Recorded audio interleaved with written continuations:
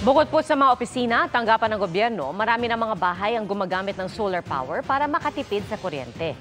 Magkano nga bang gastos para makapag-set up ng solar power system? Alamin sa pagtutok ni EJ Gomez.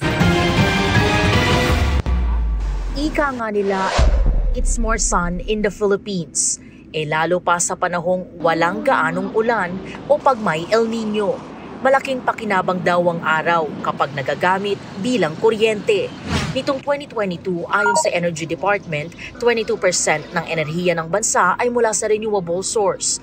1.6% lang ang mula sa solar, kaya may solar power plant projects na rin nakatakdang buksan.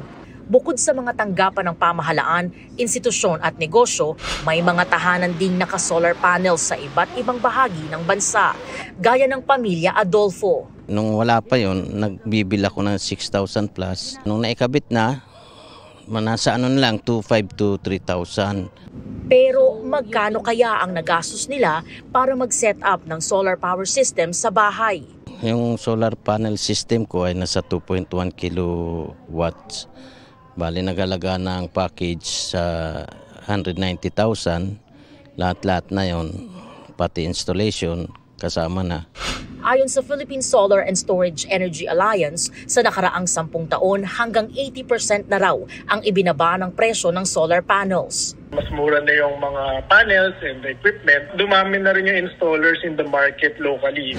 Alam nyo ba na meron ding portable solar power system gaya ng solar generator? Kapartner ang solar panel na ito na sa halagang 20,000 pesos. Maaari nyo nang mapagana ang mga gadget at basic appliances ninyo. Ayon sa Department of Energy, malaking tulong ang solar panels at iba pang renewable energy source. Imbis na mag-put up na tayo ng bagong planta, kung meron tayong sapat na madiscarding paglagay ng mga solar panels sa ating mga bubong, pwede natin itong maiwasan. Isa rin daw sa pakinabang ng renewable energy gaya ng solar ang net metering scheme ng Energy Regulatory Commission. Dito pwedeng ibenta sa mga distribution utility ang sobrang kuryenteng nalikha mula sa solar panels na hanggang 100 kilowatts ang enerhiya at naibabawas ito sa electric bill ng customer.